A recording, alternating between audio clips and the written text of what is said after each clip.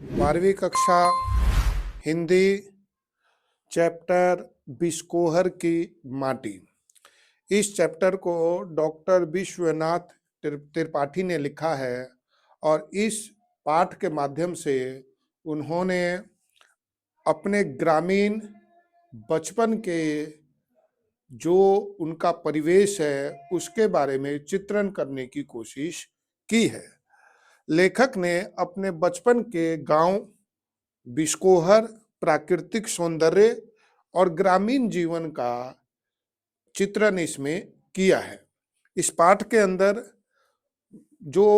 लेखक है वो गांव की कई चीजों के बारे में जिक्र करता है, जैसे कमल, कोइया जो एक छोटे छोटे गड्ढों में उगने वाले पौधे होते हैं, सिंघाड़े का, कई चीजों का जिक्र करता है। लेकिन कुछ इसमें ऐसे महत्वपूर्ण क्वेश्चन भी है बिस्कोहर की माटी में जो हमेशा पेपर में पूछे जाते हैं, जैसे कि माँ और बतख की तुलना लेखक ने कैसे की है। जिस तरह बतख अपने बच्चे का पालन पोषण संरक्षण करती है,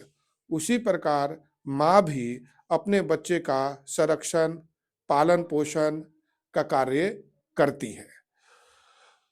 इसके अलावा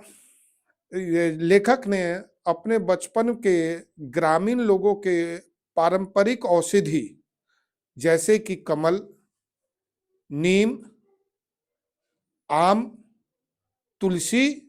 इनके बारे में ये बताया है कि ये जो पौधे हैं ये सिर्फ गंध ही का काम, मतलब खुशबू का ही काम नहीं करते, बल्कि गांव में कोई बीमारी हो तो ये कमल का हो, नीम का हो, आम का हो, पीपल का हो, ये औषधि दवा का भी ये पौधे काम करते हैं। इसके अलावा लेखक ने अपने बचपन के बाल्यकाल का भी जिक्र किया है कि जब वो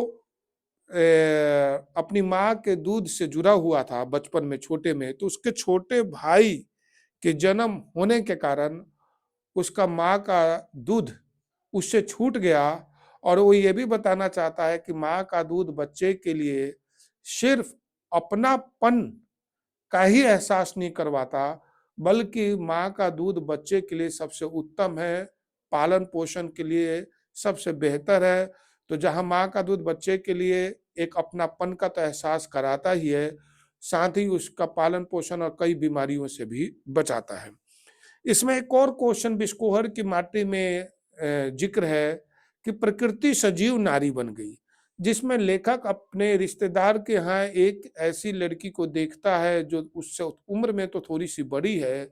लेकिन वो लड़की उसके दिलो दिमाग पे इस तरह छाती है कि वो जहाँ भी प्रकृति के कोई भी तत्व है, चाहे वो चंद्रमा हो या पेड़ पौधे हैं, वह महिला एक सजीव नारी बन के उसके आंखों के सामने घूमती है।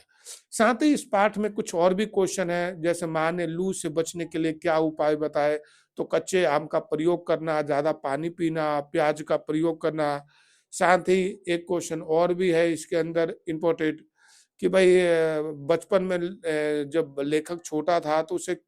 कौन से सांपों से डर लगता था, तो गेहुआ सांप का जिक्र इस पाठ में किया गया है। अगर इस पाठ के कुछ इंपॉर्टेंट क्वेश्चनों के बारे में बात की जाए तो एक तो ये कि भाई प्रकृति कैसे सजीव नारी बन गई, दूसरा ये कि भाई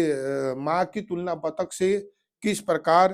की गई है, तीसरा क्वेश्चन ये है कि फूल सिर्फ गंध ही नहीं दवा का भी काम करते हैं। तो ये एक तरह से ये जो डॉक्टर विश्वनाथ त्रिपाठी का ये जो चैप्टर है बिस्कोहर की माटी, इसमें उन्होंने अपने बाल्य अवस्था के ग्रामीण परिवेश का जिक्र करते हुए फूलों के और ये अपने गांव में बतख का, फूल का और सांपों का और अपने माँ से जो उनका एक लगाव था, इन सब का जिक्र किया है।